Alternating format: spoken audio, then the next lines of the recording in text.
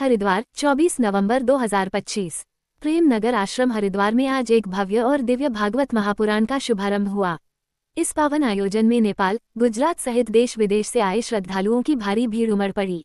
इस भागवत की सबसे विशेष बात यह है कि पहली बार नेपाल और भारत के श्रद्धालुओं ने मिलकर संयुक्त रूप से इस दिव्य भागवत कथा का आयोजन किया है, जो दोनों देशों की सांस्कृतिक एकता का सुंदर प्रतीक बन रहा है। कार्यक्रम स्थल पर तेज न्यूज इंडिया, हरिद्वार उजाला और स्टार न्यूज प्लस की टीमों ने पहुंचकर पूरे आयोजन की स्थिति का जायजा लिया और श्रद्धालुओं से संवाद भी किया।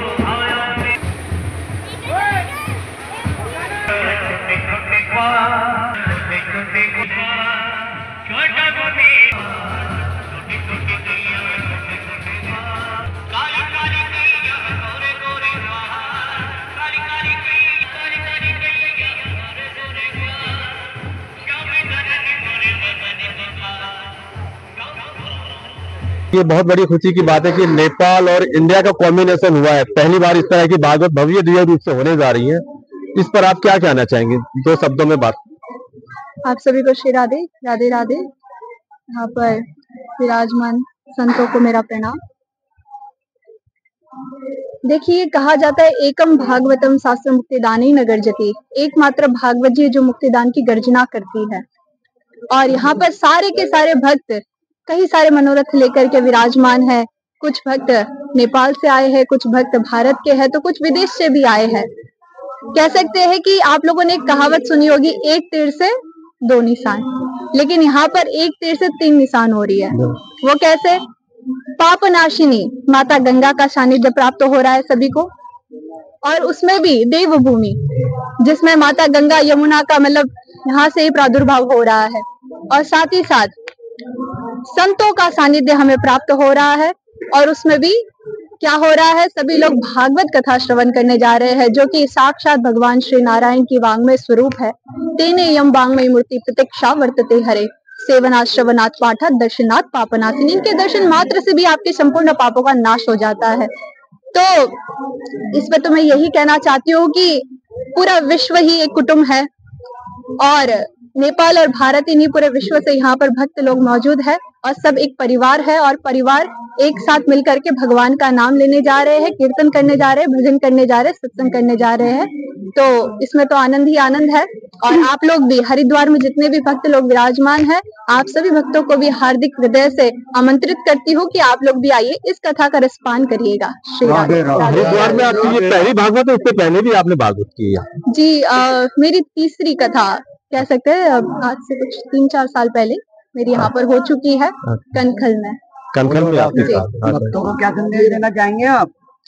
भक्तों को यही संदेश देना चाहती हूँ। कहते हैं जिन तन दियो ताही बिसरायो, ऐसो नमक हरामी, कि जिसने ये तन दिया, जिसने सांस लेने के लिए वायु दिया, जिसने अन्न दिया, जिसने सब कुछ कृपा करके हमें प्रदान किया, और हम उसी परमात्मा को भूल जाते हैं, उन्हीं से विमुख हो जाते हैं। जिस प्रकार एक व्यक्ति बोले कि मैं अपनी परछाई को हरा दूंगा, और वो दौड़ लगाए कि आज मैं अपनी परछाई को हरा के रहूंगा, लेकिन परछाई को हरा नहीं पाएगा। कब हरा पाएगा? जब सूर्य नारायण के तरफ अपना मुख करेगा, तब जाके उसकी परछाई उसके पीछे हो जाएगी और वो परछाई अपने आप हार जाएगी। उसी प्रकार ये जो परछाई है वो है माया, और हम है जीवात्मा, और जो सूर्य नारायण है वो है परमात्मा। जब जीवात्मा परमात्मा की ओर मुख करेगा, तब जाकर के ही वो माया को हरा पाएगा, वरना जीवन भर आपको निराश सब कुछ प्राप्त कर लोगे, लेकिन जीवन में सदैव अकेले रह जाओगे। निराशा ही निराशा आपके हाथ में आएगी। यदि आनंद चाहिए हो तो परमात्मा के तरफ सम्मुख होना पड़ेगा, और भजन तो जरूर करना ही पड़ेगा। बोलो हरे गंगा के कृष्ण। तट पे जो है भागवत का क्या महत्व है? करेंगे तो आप कहीं पर भी कर लीजिए, लेकिन उसमें भी 1000 गुना फल मिलता है जब माता गंगा के तट पे हो, क्योंकि दोनों ही पापनाशिनी है। दोनों के दर्शन मात्र से संपूर्ण पापों का नाश होता है। इससे पावन क्षेत्र क्या हो सकता है। और ये सभी भक्तों का कह सकते हैं अहोभाग्य है। हम सभी का मतलब हम सभी के ऊपर भगवान ने ऐसे अहितों की कृपा की है कि संतों का भी सानिध्य मिल रहा है, माता गंगा का भी सानिध्य मिल रहा है, और सारे भक्त लोग भी एकजुट होकर के कथा श्रवण कर रहे हैं। स्वागत करती है हरिद्वार उजाला, क्या दिल से स्वागत करती है। और आप ये बताएंगे कथा के विषय पे। नमामि गंगे तव पाद पंकजम। गंगा मैया की भागीरथी के पावन तट पर भागीरथी गंगा और भागवती गंगा, दोनों गंगा कलकलबादिनी होने जा रही हैं। और इसमें धन्याम भागवतीम वार्ताम प्रेतपीड़ा विनाशिनीम सप्ताह धन्य कृष्ण लोक फलप्रद। जीवित ही नहीं, मृत्यु को ग्रास हुए संपूर्ण पितृआत्मा देवात्मा, एक हिंदू राष्ट्र नेपाल, एक किसी का गुलाम कभी नहीं हुआ राष्ट्र नेपाल, एक जहाँ पर शालिग्राम भगवान, आज जितने भी शंकराचार्य जगत गुरु, जितने भी आदि गुरु अंत गुरु हैं, उन सबके मठ मंदिर में विराजमान शालिग्राम भगवान को देने वाला नेपाल, सीता जगत जननी भारत को देने वाला नेपाल। अभी अभी राम मंदिर बनते समय भी राम जी कहाँ से लाए बोल के नेपाल को ही स्मरण करने वाला वह नेपाल, जहाँ माउंट एवरेस्ट जैसा ऊंचा शिखर हुआ नेपाल, जहाँ गौतम बुद्ध जैसा ज्ञानी हुआ, गुरु सरिताएं यहाँ बह रही हैं। भक्ति भक्त भगवंत गुरु सभी का आगमन हुआ है। और हमारे हरि कृपा फाउंडेशन द्वारा पंडित श्री हरिकृष्ण उपाध्याय जी द्वारा विशाल महासंकल्प, और देवी स्वरूपा, गायत्री स्वरूपा, लक्ष्मी स्वरूपा, भद्रकाली स्वरूपा के मुखार बिंदु से सब ये प्रवाह को सुन करके गदगद होंगे। यह मंगल कामनाओं के साथ हर हर गंगा। अतिथियों को क्या संदेश देना चाहेंगे आप?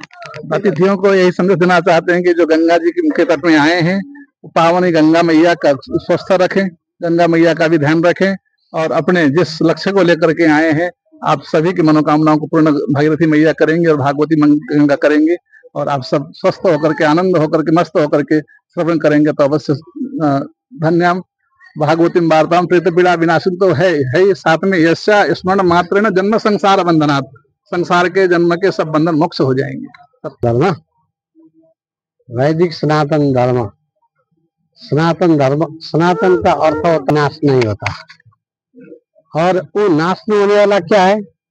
संसार में सभी पदार्थ होंगे तो सनातनी नहीं होंगे। आपने पूछ लिया, उसके बाद जब मैं यही बताना चाहता हूँ कि यदि सनातन धर्म के समुपासक हो तो आत्मा के उपासक हो। यदि आत्मा के वहाँ कोई किसी प्रकार के विभेद नहीं होता, विभेद रहित, भेद रहित यदि होगे तो सनातनी बनोगे। यदि सनातनी बनना हो तो झंडा लेकर के हम हिंदू है, मुसलमान है, सब करोगे, सनातनी नहीं बन पाओगे तो सदा भव सनातन, हमेशा एक ही साथ बन लो। हरिद्वार के निवासी, फिर आप हरिद्वार के निवासी बोलते, सनातन तो सब आ गए ना।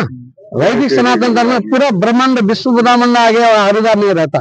इसलिए अवलंबी के लिए यही संदेश है कि हमारे विभेद नहीं है, हम सबके अंदर है। कीट पतंग से लेकर के ब्रह्म पर्यंत हमारे धर्म है सनातन, उसी की उपासना करो, लड़ाई झगड़ा मत करो। हम यहाँ नेपाली है, इंडियन है, विश्व का हम अलग अलग जगह के हैं, ऐसे भाषा ऐसे बहुत एक ही विचार करो, हम परमात्मा ही है, ऐसा बात रखने के लिए हम सबका आग्रह करते हैं। हरिओम। परिवार को भी हार्दिक हार्दिक नंदन बंदन अभिनंदन करते हैं। श्री हरि कृपा फाउंडेशन द्वारा आयोजित अष्टोत्तर शत भागवत कोटि महायज्ञ आज 24 तारीख से 1 तारीख पर्यंत प्रेम नगर आश्रम पावनी गंगा के तट हरिद्वार के अंदर में होने जा रहा है।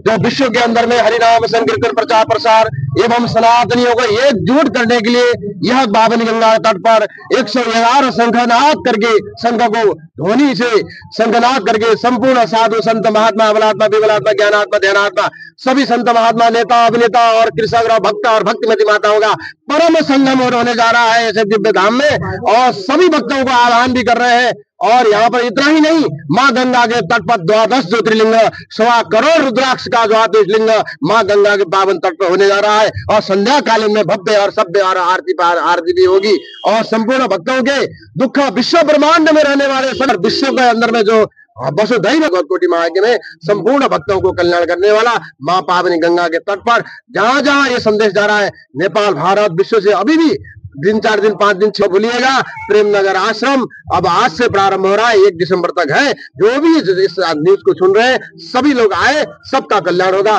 सर्वे जना सुखिनम भवन्तु, सर्वे सन्तु निरामया। माननीय मुख्यमंत्री जी, पूर्व मुख्यमंत्री जी हमारे उत्तराखंड के बीच में आ चुके हैं। ये भगत सिंह कोश्यारी जी जो 2 शब्द बताएं कथा के विषय में। देखिए, हरि फाउंडेशन इस वक्ता की ओर से आज प्रेम नगर आश्रम में हरिद्वार में श्रीमद् भागवत कथा का प्रारंभ हो रहा है।